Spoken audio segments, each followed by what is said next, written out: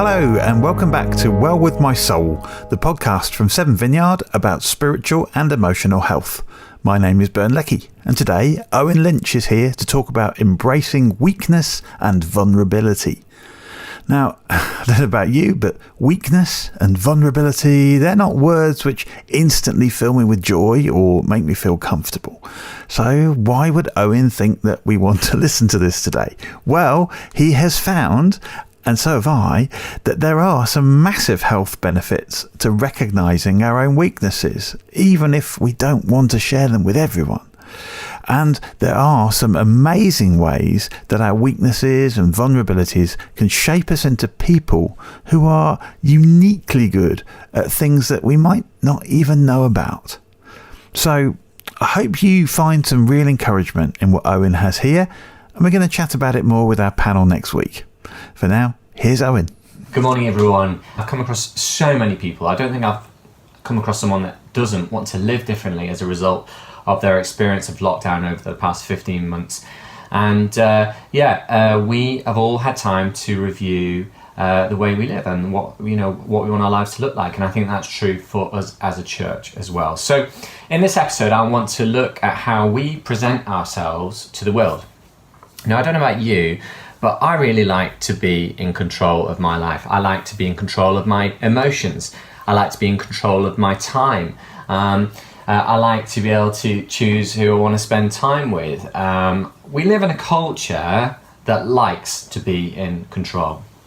We can control the temperature in every room in our house. We can control the temperature in every compartment of our cars. We can control the treble, the bass on our music. We can control pretty much everything. We could go on and on. And of course, as a culture, I think we're addicted to this. I don't know if you'd agree. And I think the reason for that is because when we are in control, then we feel strong and we feel powerful and we feel potent. But the truth is, of course, we can't always be in control. And the Bible seems to indicate that there are some of the most incredible ways that we experience life with God is not when we are strong and when we are comfortable and when we are safe and when we are clear on our thinking, but actually it's when we are weak, it's when we're broken, it's when we're suffering, it's sometimes when we're confused.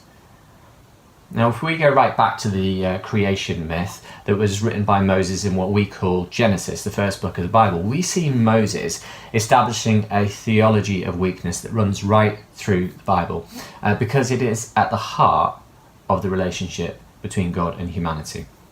So Moses personifies humanity in these two characters we know as Adam and Eve, and he describes how Adam and Eve wreck their intimate relationship with God. And despite this, God nevertheless lovingly pursues them and makes a way for them to be restored to relationship with him and, importantly, with one another.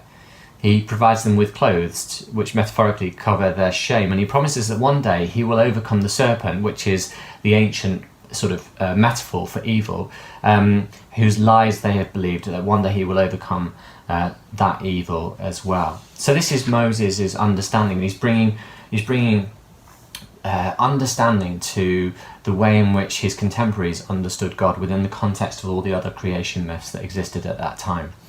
And what Moses does is describes how all of life from that point forwards will be characterized as painful, difficult, and frustrating. And Moses breaks down this curse into two primary areas: our relationships in chapter 3 of Genesis, verse 16, and our work in chapter 3, verse 17 to 19. Relationships will now be marked, according to Moses, by pain and misunderstanding. We will be disappointed with people in our marriages, in our families, in our workplaces, in our neighborhoods, in our communities. Intimacy will be replaced with manipulation, power struggles, put-downs, seductions, defensiveness, and the withholding of relationship. Loneliness will be rife. This is the nature of the curse that Moses describes in Genesis. We may have been built to engage the earth and to work, but now frustration and failure will be our lot, according to Moses. In essence, the ground will be hard. Thorns and thistles will mark our work. We may reach goals, we may accomplish things, but we will never feel completely satisfied. A sense of restlessness and incompleteness will always accompany our work on earth. Moses is looking back, of course, retrospectively, and he could see the outworking of this curse clearly in Egyptian and Jewish society in which he lived, just as we can see it today in 21st century Britain. But he also perceived a purpose to that curse. I reckon he was probably an optimist, a glass half full person. He could see purpose in suffering and hardship. He observed that in the midst of suffering, some people reached out to God for help, and he saw that purpose in suffering and hardship. And Jesus also picks up on this theology of weakness, perhaps most famously in the story that he told about the prodigal son. You may have seen Rembrandt's famous painting, The Return of the Prodigal Son, and it shows the younger son kneeling, resting his head on his father's chest. He's got no hair, he's seemingly exhausted and emaciated, he's without his cloak and wearing only one tattered shoe, and he looks dishevelled. He is a picture of a life that's been broken. Now, according to the story that Jesus told, the younger son had previously demanded his percentage of the estate, 1/3 of the estate, and then he ran away from home. And in traditional Middle Eastern culture, for a son to ask for his inheritance whilst his father is still alive is akin to saying, "Father, I am eager for you to die. I want to live now as if you were dead." So effectively, he shames and disgraces his family, but things go badly for him until he actually ends up tending pigs. Now, Jesus is quite deliberate in the metaphors and the images that he chooses, because for his Jewish listeners, the younger brother has fallen to the lowest of the low, because Jews who touched pigs were 4 times ceremonially unclean as a Jew that visited a prostitute. Finally, the younger son comes to his senses, as described by Luke in chapter 15, verse 17, and turns back towards home. He gets up, turns around, and as he walks home in shame, his father sees him from a distance and literally sprints to embrace him. And the Greek word that Luke uses here is used for sprinting in the athletic games that the Greeks were known for. The father doesn't stand there tapping his foot going, well, we'll see what he has to say, this better be good. He literally sprints and embraces his son, you can just imagine him sweeping his son off his feet and throwing him around with joy and with laughter and with relief. And then we see in this story, remember, Jesus is telling this story to Jews. This boy is the lowest of the low. He's shamed his whole family, including his father. He's treated his family terribly. And what does he do? Jesus describes the father kissing his son. Now remember, Jesus is telling the Jews a story about what God is like, what their God is like. No other religion describes God in such terms, as a loving father. He reinstates his son's position of authority, strips off the old, torn, foul-smelling clothes and places the best clothes on him, and gives him a signet ring which signifies his legal authority within the family, and puts shoes on him which indicate that he's a free man in the household. And then the father throws an incredibly lavish party with music and dancing. And as I said, this message is so powerful because Jesus is describing to his fellow Jews what God is like. God is not this distant, angry, vindictive, impersonal force. Jesus says God is like your father, and you are like his child. Now, if you look at Rembrandt's picture, which hopefully you can see right now, on the right hand side of the painting is the older son. This is the man's older son, and he's a complete contrast to the weak and broken younger son. He's well clothed in gold embroidered garments, like his father. He stood there with a judgmental look on his face. He looks annoyed. He's looking down on his father's lavish reception of his youngest son, who has so disgraced the family and squandered the family's fortune. And yet, he is more lost than the younger son. Why? Because he cannot see his own lostness. His respectability and morality have blinded him. He's like so many religious people who think they're in with God because they're moral and they're upright. Well, they couldn't be further from God. He's living with the Father, and yet he is estranged from the Father. His response to the lavish love of the Father for the younger son is, all these years, I've been slaving for you, and you've just done this.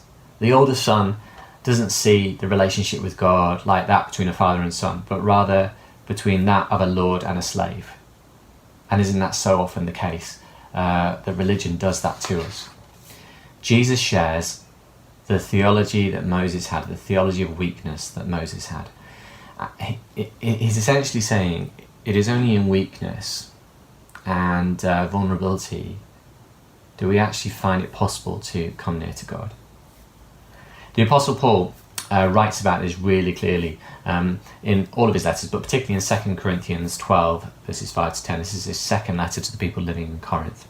He says, I will boast about a man like that, but I will not boast about myself except about my weaknesses.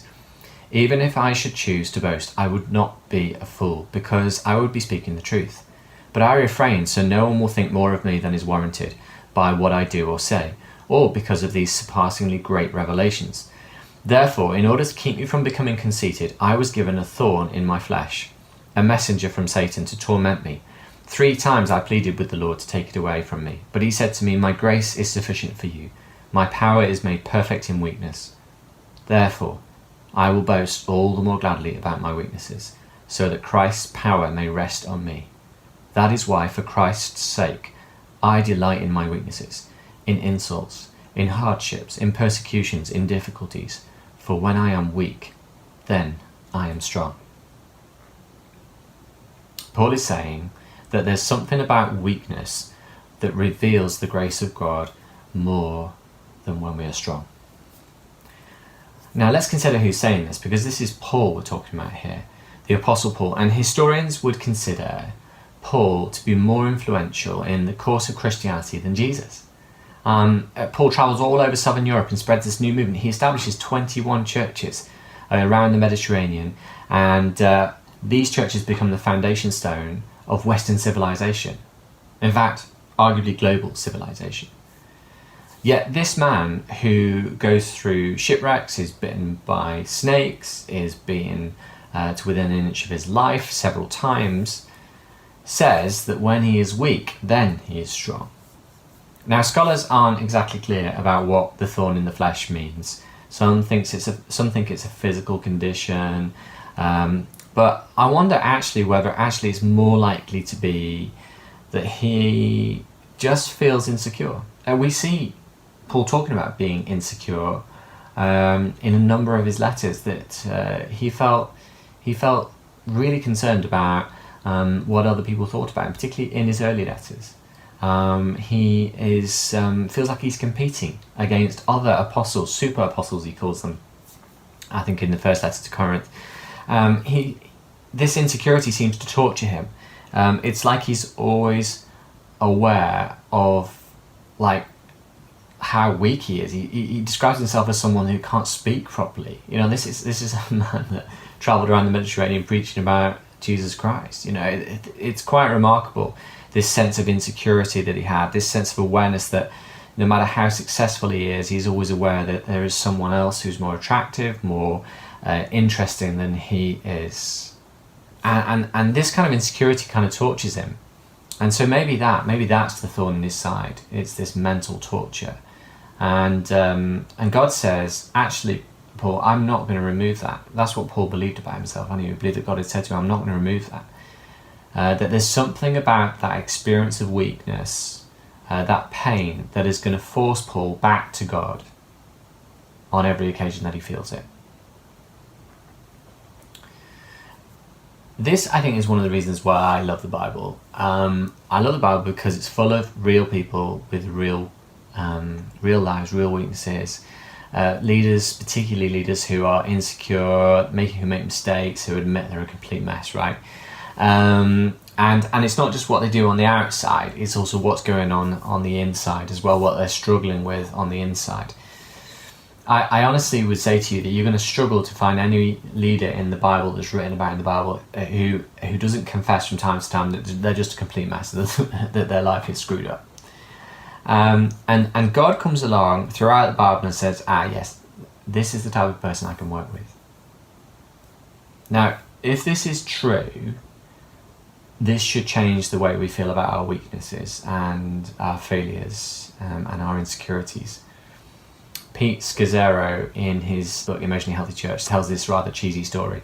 It's a story about a man in India who is a water carrier who carries 2 pots suspended from a pole across his shoulders. And one of the pots is cracked, and so it leaks a bit, and the other pot is just fine. Well, the perfect pot always delivered a full portion of water from the stream to the master's house, but the cracked pot, when the cracked pot arrived at the house, usually it was half empty. So for 2 years, this water carrier makes the same journey along the same route, backwards and forwards. And the perfect pot becomes proud of its accomplishments, but the cracked pot is ashamed of its imperfections and miserable that it was unable to fully accomplish what it was purposed for. Finally, one day by the stream, the cracked pot spoke to his owner about the situation.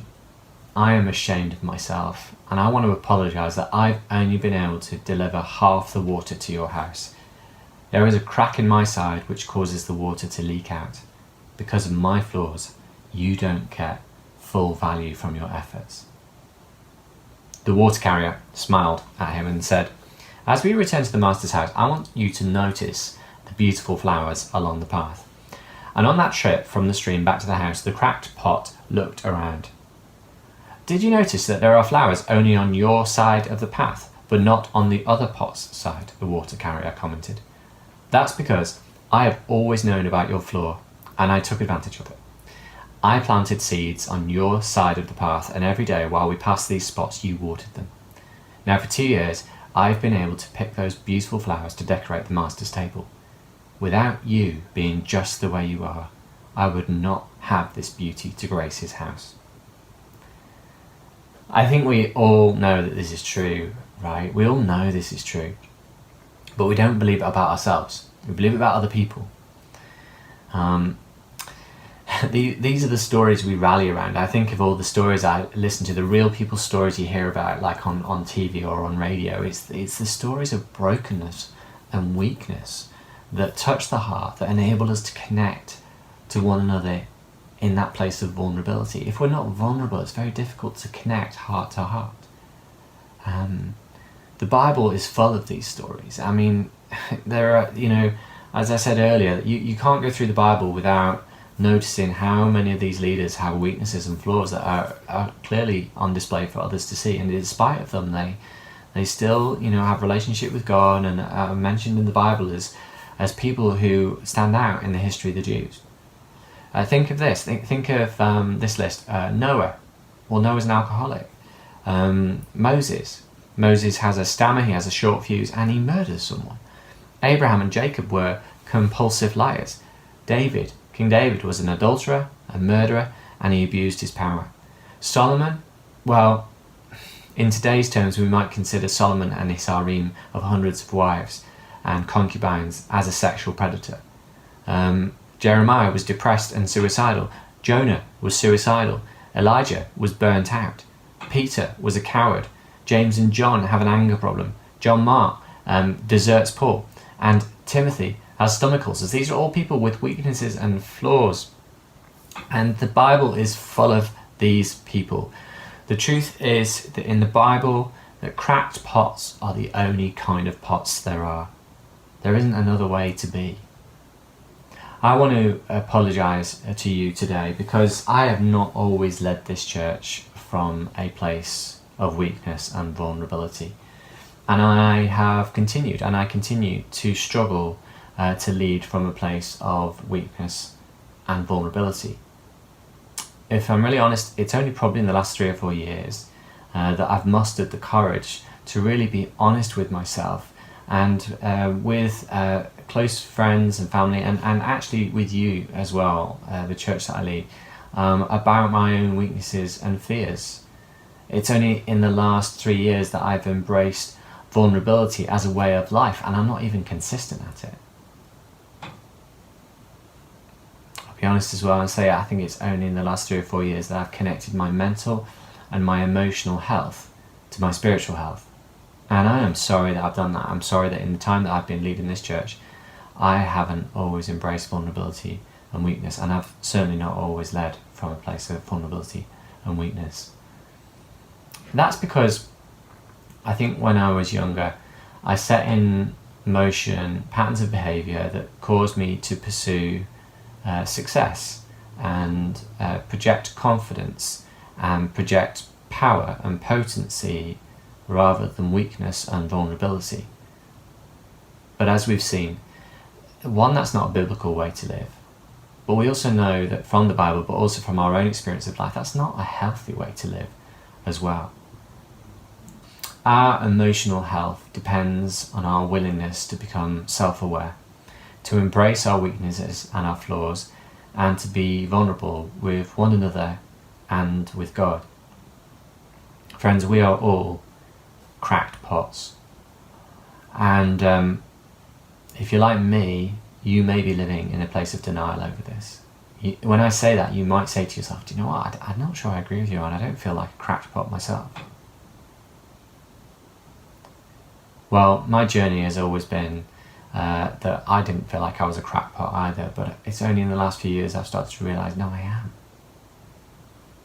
I'm weak and I'm vulnerable. But the gospel of Jesus is that is exactly the place where God meets us and wants to partner with us and live with us, and he wants us to be in that place because he knows that when we're weak, we are dependent on him. If you like, the beginning of life is to stop pretending and to embrace our weaknesses and our flaws on a daily basis. And that's why it's not just something you do once, it's something you do every day. Now, just by way of example, like what's going on right now in my life. As you've heard this morning, Mal and Chriselle sense God's leading to a new season of their life, which won't involve their leadership at Severn and their involvement at Severn. And I have to say, when we fully embraced this 4 weeks ago, when Mal and Chriselle shared this with us and a timetable for it,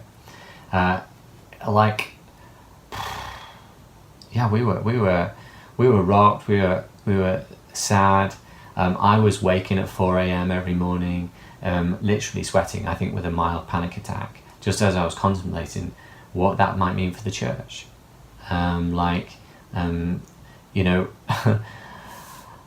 What does it mean for Mal and Chriselle to leave? Like, not first of all just the personal loss, because we love them, we love sharing life with them, doing church together with them, we love all that they bring, their creativity and their energy and their faith. And that's just the impact on our lives, but what about the impact on the rest of the church? Like, are lots of other people, going to leave the church because Mal and Chriselle are moving on? And, what about coming out of pandemic as well at this time? People have been reevaluating their lives and their plans for living. And, people have made changes to their lives. We've just said goodbye to 3 couples this week, who 2 of which have retired and moved away. Alan and Mary down to Dorset, and Rob and Ruth down to Cornwall, and Martin and Gemma moving over to the States for 3 years, and there'll be others as well who will leave the church. And of course, for us, this is such a personal loss, but also, what does it mean for the church? And these are all anxieties and worries that we're just juggling at the moment. Now, of course, we know that God has a plan for all of us. We know from our experience of leading church that multiplication of church, people leaving to do other things, is completely normal, and the church continues to flourish as we all move. When we moved from Nottingham,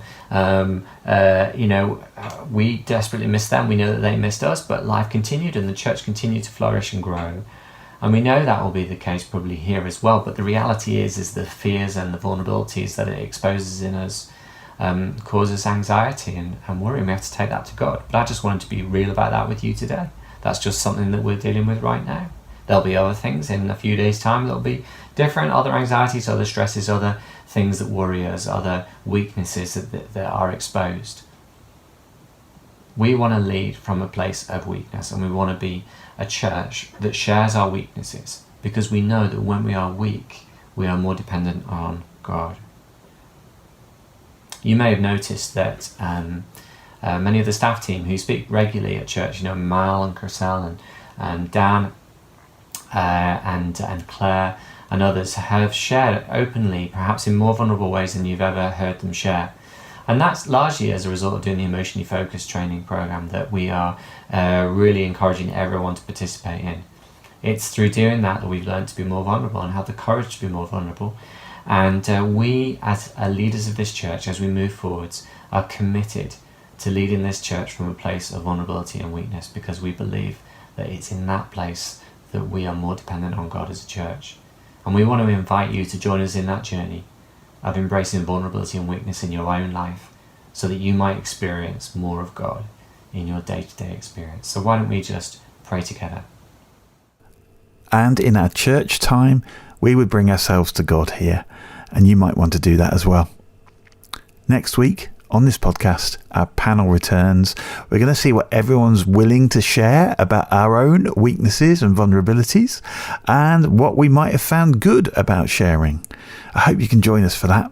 If you've got any questions or anything you would like to share, email hello@severnvineyard.org. See you next week.